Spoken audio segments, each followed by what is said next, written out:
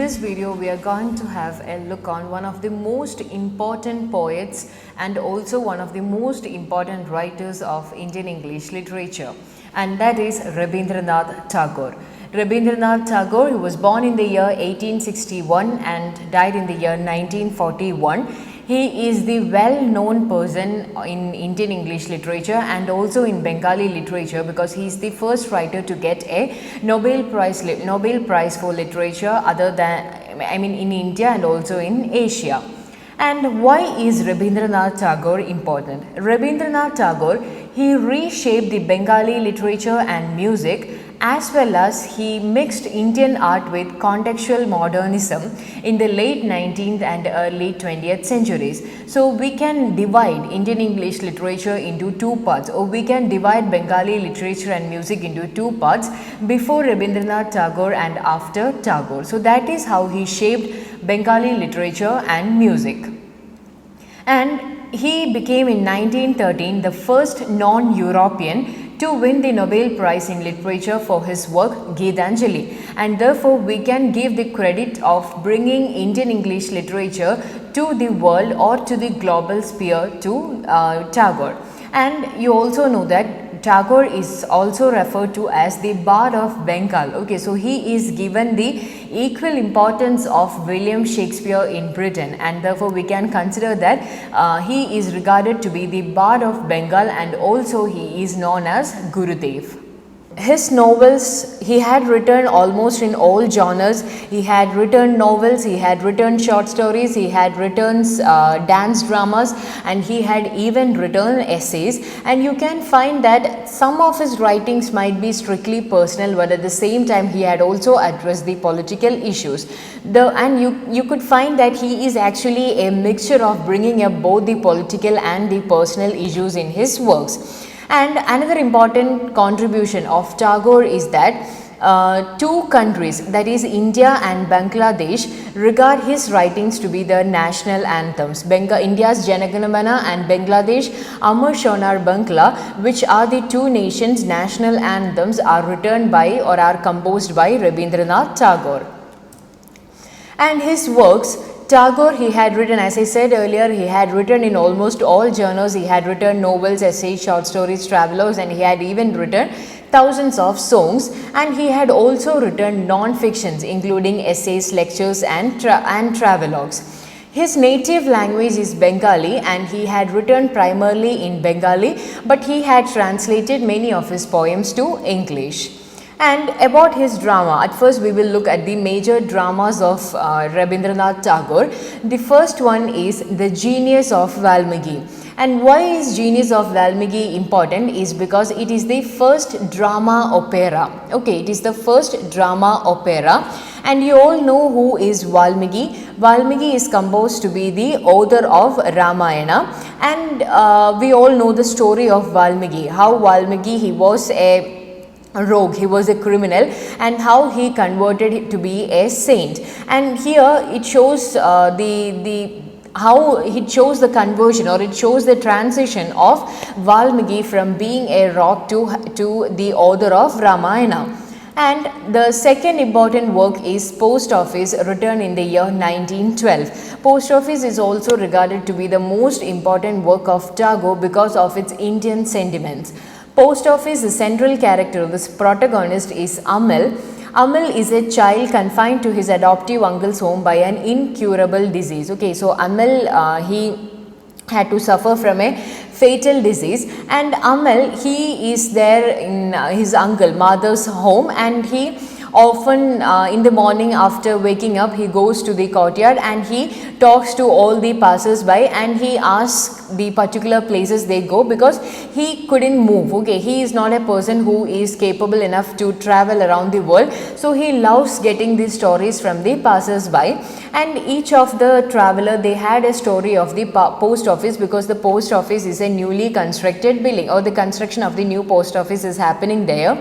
And the story of this construction prompts Amal to imagine, what happens in the post office, and he often fantasizes about getting a letter from the king. And the village headmaster, he mocks Amal. He mocks Amal about having such a fantasy, and he pretends that such an illiterate child would never receive a letter from any king.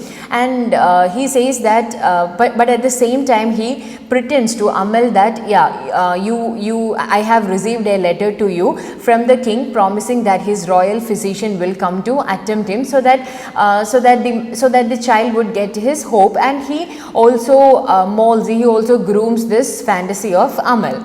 And the irony is that though it was a prank, not a prank, but the headmaster actually pretended to get this letter, but the story is that the physician actually came, and the physician, he also announced the arrival of the king. But Amal, he dies, okay, and Amal, he falls asleep as Sudha comes to bring him flowers.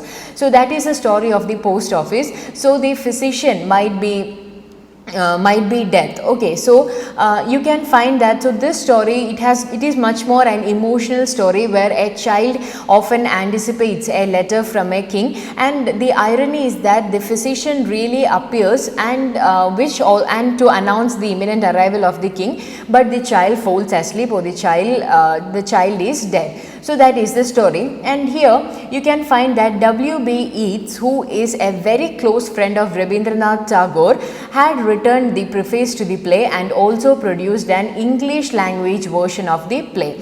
Remember this, W.B. Yeats had written a preface to the play The Post Office, written by Tagore, and had also produced an English language version of the play.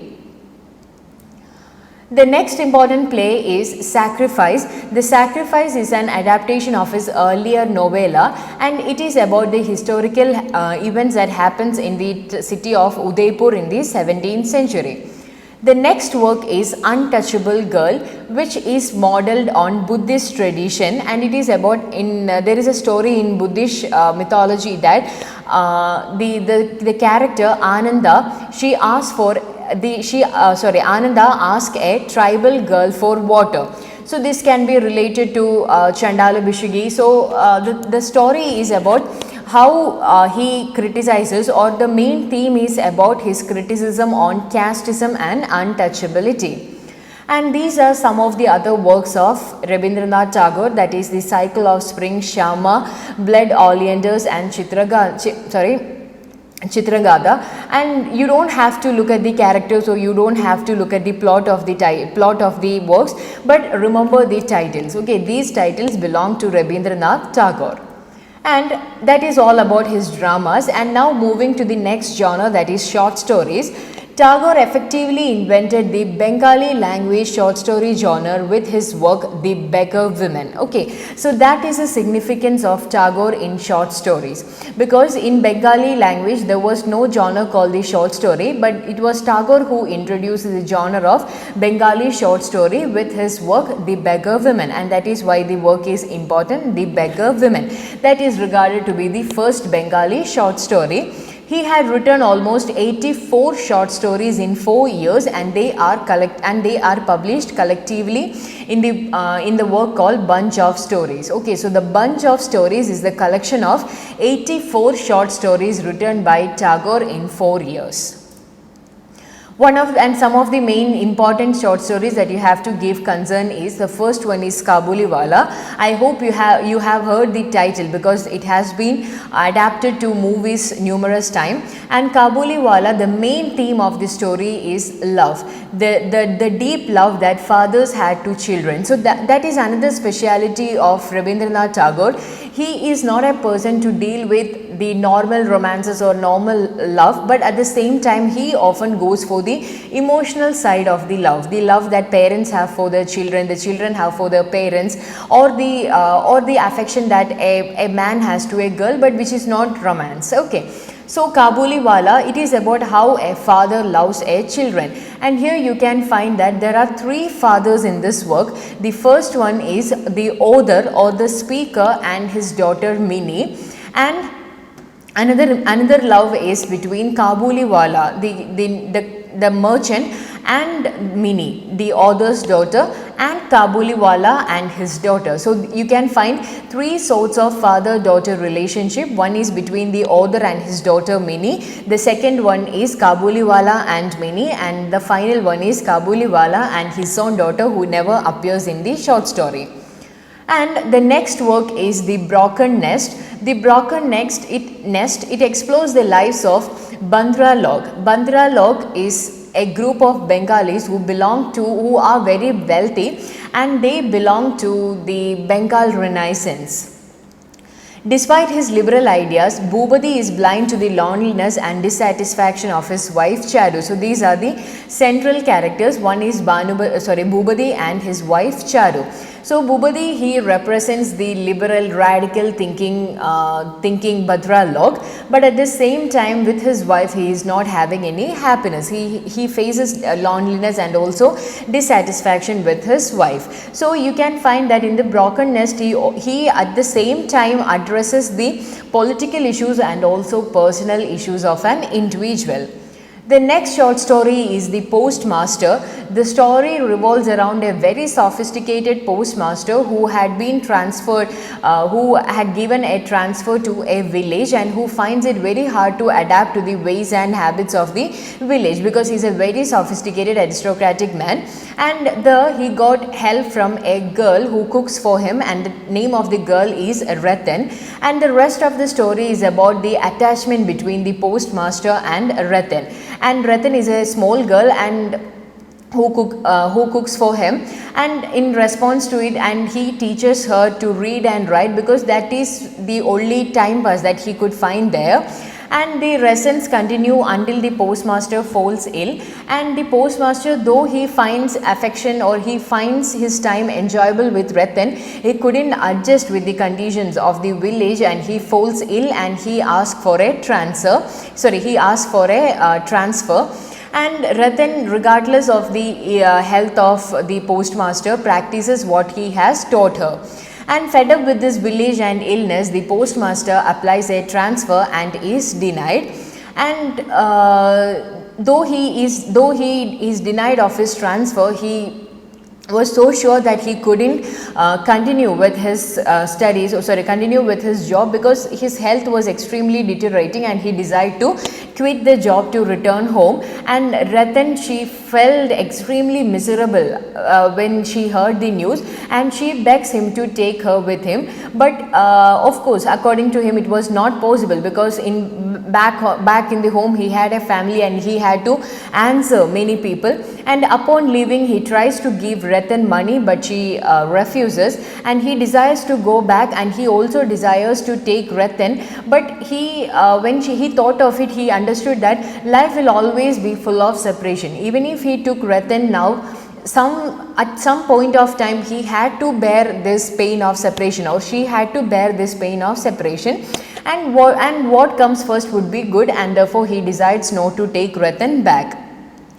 But Ratan, and he left the home, but Ratan, she doesn't have the same view. She ardently believed that the postmaster would come back to get her, or come back to take her, and but of course that her waiting, it all goes in vain, and the postmaster returned to Calcutta. So that is about the story, The Postmaster. And now that is all about short stories. So far we have discussed about the dramas and short stories written by Tagore. Now we are moving to the next genre, that is novels. His first most important novel is Gora, which is set in Calcutta, and it is about two parallel love stories. One is Gora and Sujarita, and the other one is Binoy and Lolita. Okay, so just remember the names, that the plot is not important, and it is, you can find that it is that though it is two parallel stories, the central protagonist is Gora, because it is the transition of Gora from a fanatic Hindu to a true Indian. The next important novel is The Home and the World. The Home and the World, you could find some autobiographical elements in the novel, because it is actually a debate between Western culture and the revolution against the Western culture, because Tagore was highly influenced by the romantic writers, and he was also influenced by the radical thinking of the Western culture. So here there was a debate that held within himself and also in the literature sphere that whether they should follow the Western culture or they should revolutionize against the Western culture. This debate is evident in this work, The Home and the World, and the central character Nikhilesh, who is very rational and opposes violence, and Sandeep, who will let nothing stand in his way when he wants to fetch a goal. So these two characters represents the Indian culture and the Western culture. So that is how he addresses the issue of this debate between Western culture and Indian culture. Not Indian culture, but the ideas of Western culture and the revolution against the Western culture. Then his another important novel is Boat Wreck. As the name suggests, it is about a boat wreck with which has two couples, two newly married couples, and the only survivors of this boat wreck are one of the each pairs. Okay, one bride and the other person's groom. So that is how Boat Wreck ends. And now moving on to the next genre, that is poetry. So all you have to remember is the name of the characters and also the title of the works. Moving on to the next work, that is poetry. Tagore's poetry is important because it is for his poetry that he was awarded Nobel Prize in Literature in 1913, and Tagore, he was the first non-European to receive a Nobel Prize in Literature, and he is the second non-European to receive a Nobel Prize, and before him Theodore Roosevelt has also got the Nobel Prize. So he is the first non-European to receive a Nobel Prize in Literature, and he is the second non-European to receive a Nobel Prize. And we all know that he got a Nobel Prize for his work Geetanjali, which can be called as the Song of Offerings in English. And the second publication was by Macmillan in 1913, and the preface to this publication was written by W.B. Yeats. We have already mentioned about W.B. Yeats in his previous work, that is The Post Office, in which he had written a preface, and W.B. Yeats had also written preface to the work Geetanjali. It is a collection of 157 poems in Bengali, and when he translated it, he translated 103 poems in English. Remember the figures: 157 poems in Bengal and 103 poems in English. He himself translated the poems from Bengali to English. The first lines of the poems are very important. Thou hast made me endless, such is thy pleasure. This frail vessel thou emptiest again and again, fills it ever with fresh life. So the very starting lines would give you the entire idea about what he wanted to convey through Geetanjali. Geetanjali is like a direct devotion or a direct conversation with God. And the introduction has been written by W.B. Yeats, and he had said that about Geetanjali, that nothing has stirred my blood as nothing has for years. Okay, so Geetanjali had stirred his blood as nothing for years. And according to Yeats, he carried a copy throughout his journey, be it in a railway station or be it in a bus, wherever be it, he often carried a copy of Geetanjali, and he got deeply immersed in the work that his expressions also changed while reading. And according to him, Geetanjali is considered to be the work of the supreme culture, because it is not an Indian culture or it is not a Western culture, but it is a divine culture. But at the same time, you could find that it is the story of a supreme culture. At the same time, you would feel that it is deep down to the common soil, and also a tradition where poetry and religion are the same thing. So in Geetanjali, you could find that poetry and religion are almost the same. And now moving on to the features of Geetanjali. Geetanjali describes the relationship between a human being and the divine. Okay, or how you can acquire or how you can attain this salvation, how you can be so close with this divine being. And you know that Tagore, he grew upon the Vaishnava tradition for his imagery. So the imageries in Geetanjalis are adopted from Vaishnava traditions. And the poems have tender tones of conventional love poems. Okay, the poems have tender tones of conventional love poems. And you can find that Tagore, he expresses a very joyful, personalized spirituality with the emphasis on devotion. He finds happiness when he develops an individual's, or when he develops his relationship with the divine. So he is actually advising the readers to get into a deep bond between the divine, so that you would feel this same sort of personalized joy. And the collection begins with poet's joy at serving the God, and describes his suffering through separation from God and the reawakening to the God's presence. So it happens in the life of almost every individual. At one point of life, we would be serving God with a detachment, followed by a separation from the God, where we would be having skeptical thoughts and doubts, and finally we will reawake to God. So this is the path of every human being according to Tagore. And The Child, that is another poem written by Tagore. It is important because it has been originally written in English. It is not a translated work, but The Child is the poem by Tagore which was originally written in English. And Jiban Smriti, or in English, or in translated you can call it as My Reminiscence. It is the autobiography of Tagore. You have to remember the name of the title, Jiban Smriti or My Reminiscence. And Abhilash, it is the first poem published by Tagore. It is the first poem published by Tagore, that is Abhilash. So you have to remember Jiban Smriti or My Reminiscence, the autobiography of Tagore, and the first poem Abhilash published by Tagore, and the poem written originally in English, that is The Child. So that is all about Rabindranath Tagore. Rabindranath Tagore is very important in Bengali literature and also in Indian English literature, because he is the first Indian and also the first non-European to receive a Nobel Prize in Literature in the year, and he got it in the year 1913. At first we discussed about his plays, then we moved on to his short stories, then to his novels, and finally to his poems, especially Geetanjali. So that is all about Tagore. Thank you.